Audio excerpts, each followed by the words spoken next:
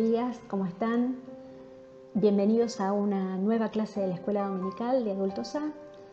Y hoy, como sabemos, seguimos estudiando el libro de Juan.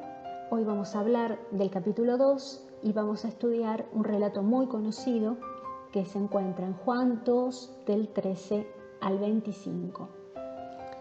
Y vamos a leerlo juntos de la Nueva Versión Internacional. Y dice así la palabra del Señor.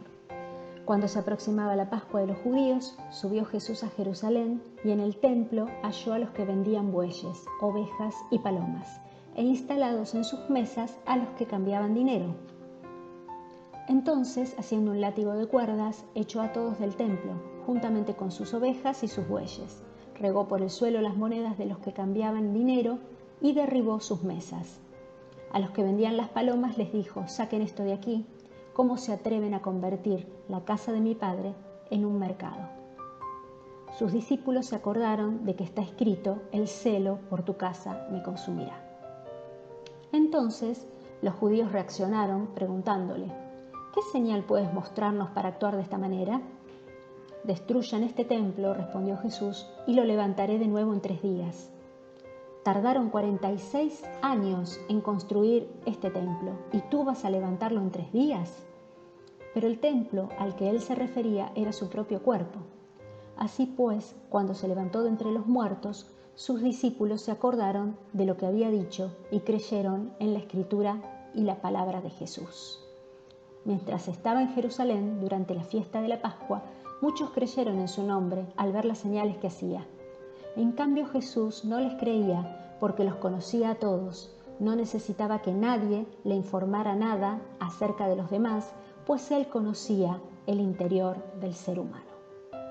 Es hasta acá el relato y, como ustedes ven, es un relato muy conocido.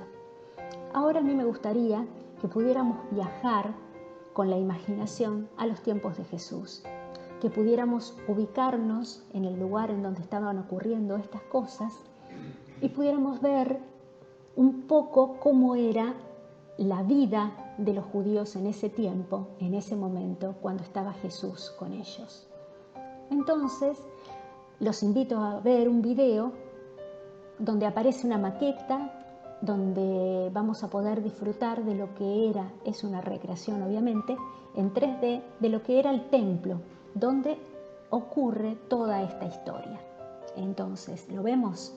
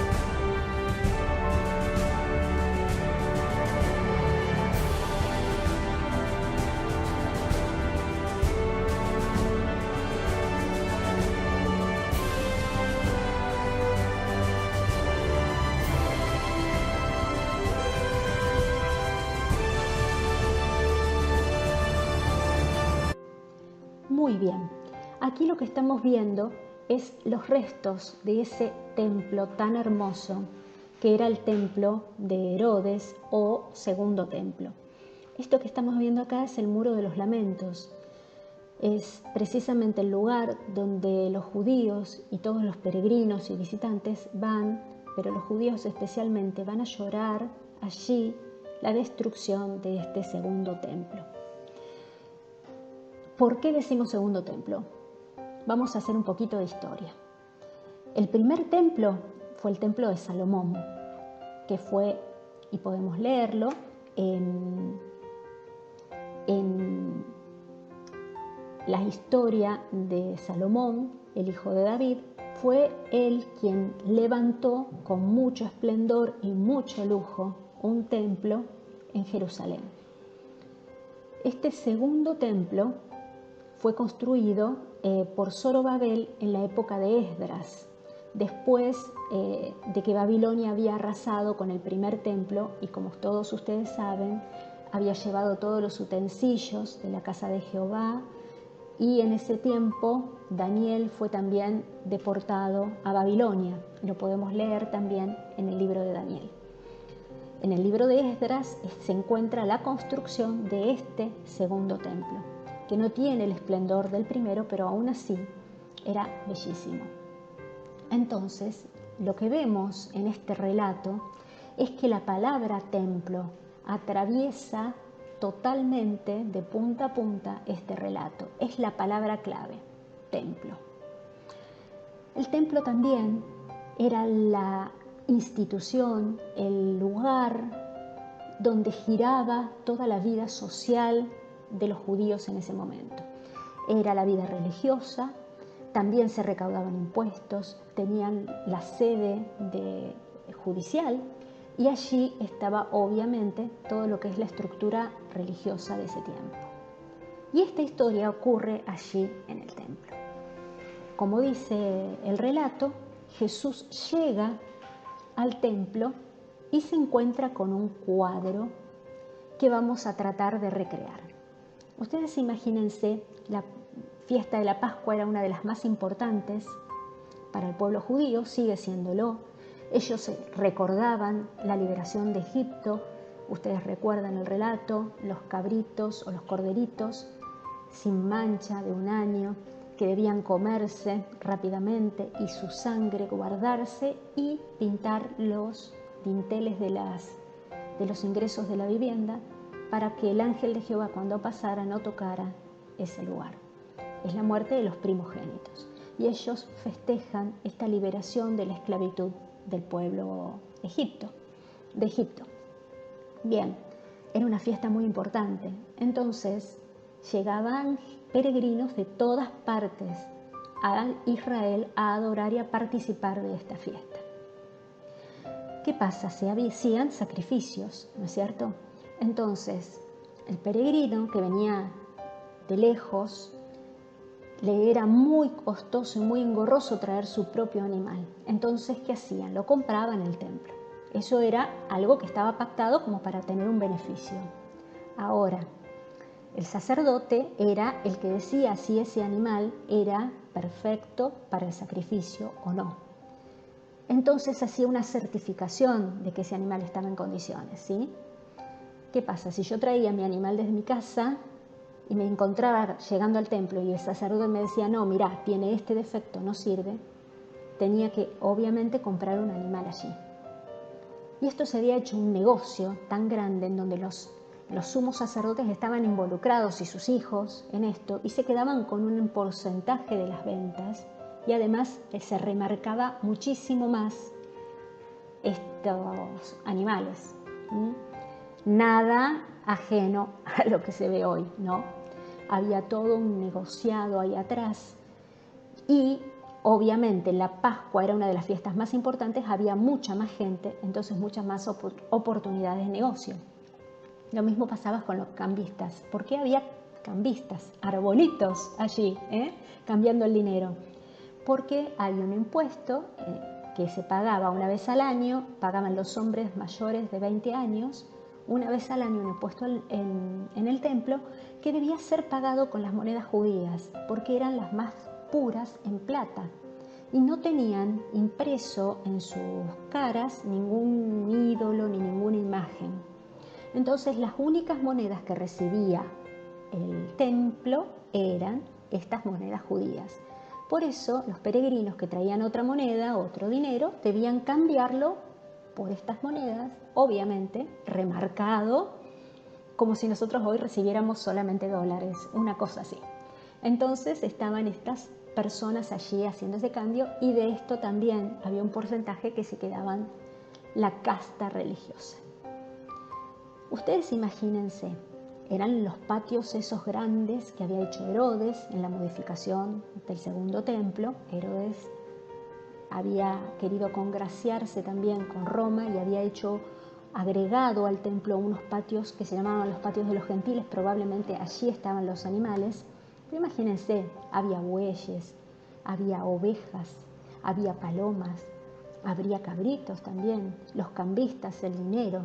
Imagínense la cantidad, la comida de los animales, el agua, el olor, el lío, la gente gritando, regateando para poder conseguir un mejor precio, los cambistas ahí.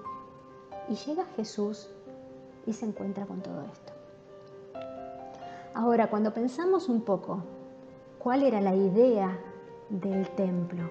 ¿Cuál fue la idea original, la idea de David? David decía, yo tengo una casa, el Señor no tiene. Yo vivo cómodo y el Señor tiene un tabernáculo así nomás. Vamos a hacerle una casa que va a ser llamada casa de oración, una casa de adoración a Jehová. Y esto poco tenía que ver con lo que significaba, ¿verdad? El templo para ellos era un baluarte, una institución de orgullo. Significaba algo que ellos llevaban muy adentro, muy ligados afectivamente a estas paredes y a estas piedras y a estos mármoles. Incluso tenemos el relato de Marcos 13, si ustedes me permiten. Allí dice, uno de sus discípulos le decía al Señor, ahora lo voy a buscar, déjenme. Uno de sus discípulos, saliendo del templo, le hace un comentario al Señor Jesús. Y dice así, saliendo Jesús del templo, uno de sus discípulos le dijo, Maestro, mira qué piedras y qué edificio. Bueno, esto era como que le decían, mirá, qué hermoso esos mármoles, esos dibujos, qué hermoso. Y también me hace acordar cuando nosotros, se acuerdan muchos de ustedes seguramente, cuando teníamos primero y soñábamos con el templo, teníamos solamente el césped donde muchos de nosotros estacionábamos nuestros autos o jugaban nuestros hijos allí al fútbol. Y después pusimos en una reunión preciosa una piedra y oramos y se empezaron a levantar los cimientos. Y hoy tenemos un hermoso templo sobre Calle Alberdi.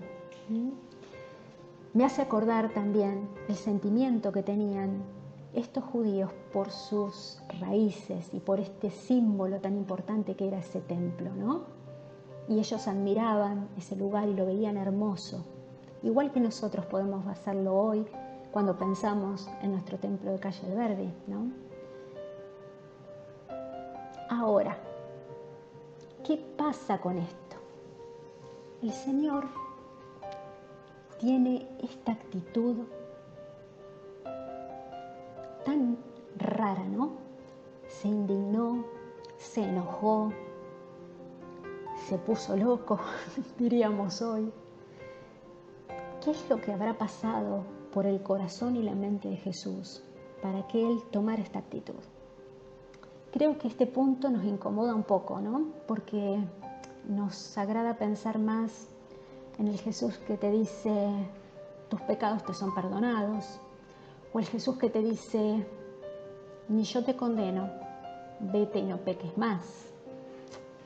Ese Jesús nos resulta más afín, pero este Jesús que viene como juez, que viene a juzgar y que viene a limpiar y a sacar aquello que estaba de más, que estorbaba, que impedía la adoración y el verdadero propósito que tenía el templo. Es como que nos molesta un poco más. Jesús se indigna y el mismo relato lo dice, que los discípulos se acordaron de que la Biblia dice, el celo de tu casa me consume.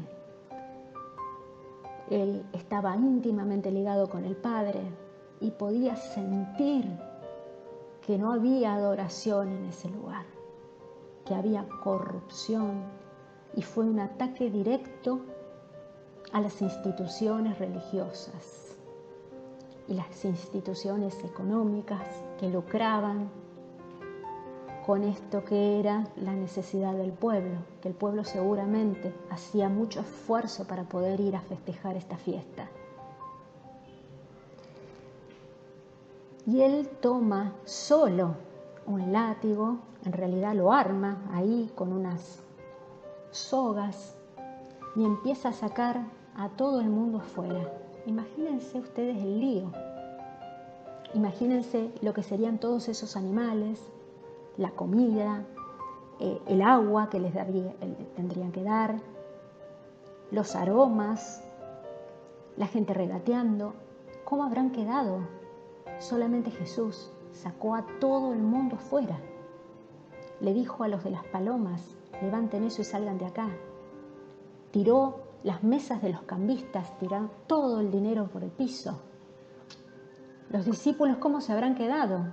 Mirándolo y pensando, a ver, ¿qué pasó? No entiendo. Pero nadie pudo pararse y hacerle frente. Él solo limpió todo ese lugar. Claro, enseguida, con semejante alboroto, aparecieron los dueños del comercio y empezaron a preguntarle, a ver, ¿qué te pasa? ¿Por qué estás haciendo esto? Y allí viene la otra parte de esta historia. Pero quedémonos acá pensando un poquito nosotros. Este ataque que el Señor hacía sobre la corrupción de las instituciones nos lleva a pensar muchas veces que nosotros como iglesia debemos ser más que transparentes en muchas cosas y debemos ir perfeccionando esa transparencia y la fidelidad, y debemos siempre tener presente cuál es nuestra misión dentro de este mundo. No perder de vista por qué estamos en el templo y a quién adoramos y a qué Dios adoramos. En este tiempo hemos visto gente que hasta ha querido vender algún óleo, algún alcohol en el nombre de Jesús, ¿no? Que podamos hacer esta reflexión también nosotros con respecto a nuestra institución y saquemos también nosotros aquellos obstáculos que hayan delante nuestro de la adoración. Acá hay un desafío principalmente para el pueblo judío, de la renovación de esa institución que es la iglesia judía. Hay unos versículos acá que podemos ir viendo para los que quieran investigar un poquito más, pero hay algunos que son realmente lindos para ver y quiero leer solamente uno, que es el de Malaquías 3. Ustedes pueden con más tranquilidad repasar todos, cada uno de ellos habla de esta purificación que el Señor va a hacer. Y Malaquías 3:1 dice, he aquí yo envío mi mensajero, el cual preparará el camino delante de mí, y vendrá súbitamente a su templo el Señor, a quien vosotros buscáis, y el ángel del pacto, a quien deseáis vosotros. He aquí viene, ha dicho Jehová de los ejércitos, ¿y quién podrá soportar el tiempo de su venida? ¿O quién podrá estar en pie cuando Él se manifieste?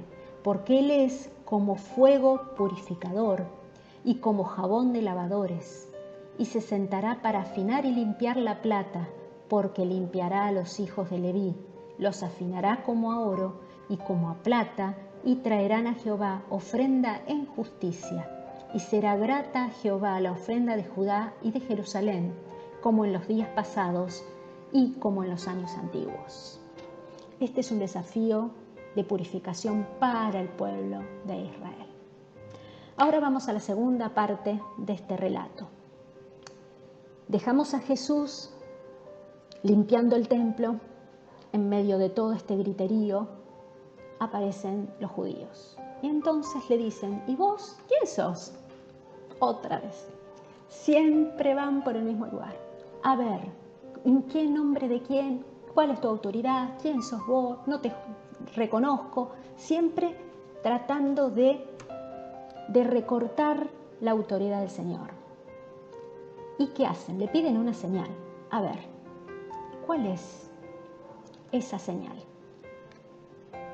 Y a mí se me ocurre imaginar que Jesús podría haber hecho bajar fuego del cielo, haber bajado un coro de ángeles, haber provocado algún milagro como el que vimos la semana anterior, el transformar el agua en vino, cualquier cosa de esa.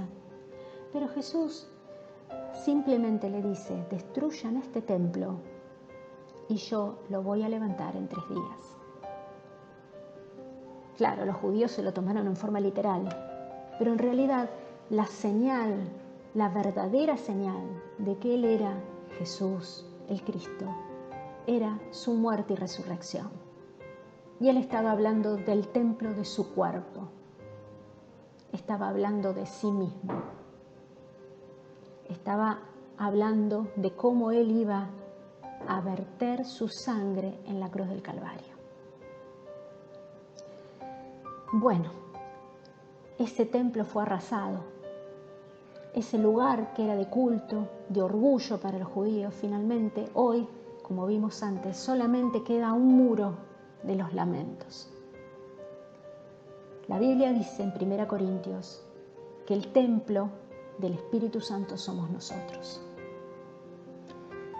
Yo creo que al Señor le importa ese templo, el que no está hecho de ladrillos y que no tiene mármol, sino que somos nosotros, que somos quienes tenemos el Espíritu Santo en nuestras vidas.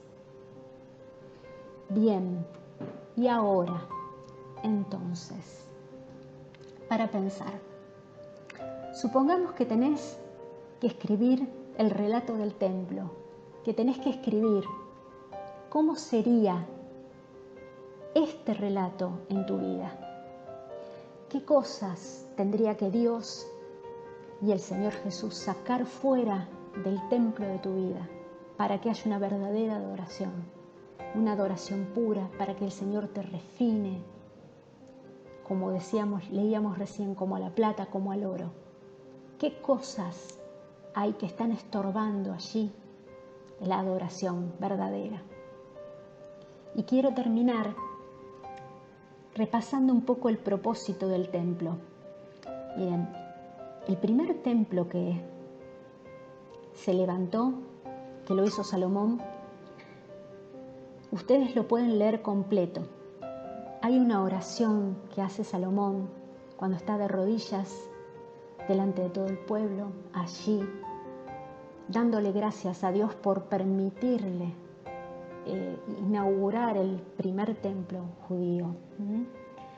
Pero en esta oración, que es preciosa, que es una de las más lindas que hay en la Biblia, le quiero leer un solo pedacito, que está en 1 Reyes 8:27, ustedes lo pueden buscar tranquilos, y dice así: «Pero es verdad que Dios morará sobre la tierra. He aquí que los cielos de los cielos no te pueden contener. ¿Cuánto menos esta casa que yo he edificado? Con todo, tú atenderás a la oración de tu siervo y a su plegaria, oh Jehová Dios mío, oyendo el clamor y la oración de tu siervo, que hace hoy delante de ti. Que estén tus ojos abiertos de día y de noche sobre esta casa, sobre este lugar del cual has dicho, mi nombre estará allí. Y que oigas la oración de tu siervo, que haga en este lugar. Oye pues la oración de tu siervo y de tu pueblo Israel, cuando oren en este lugar. También tú lo oirás en el lugar de tu morada, en los cielos. Escucha y perdona». Que el Señor les bendiga y que nos podamos encontrar nuevamente para poder seguir aprendiendo juntos lo que el Señor tiene para nosotros. Muchas gracias.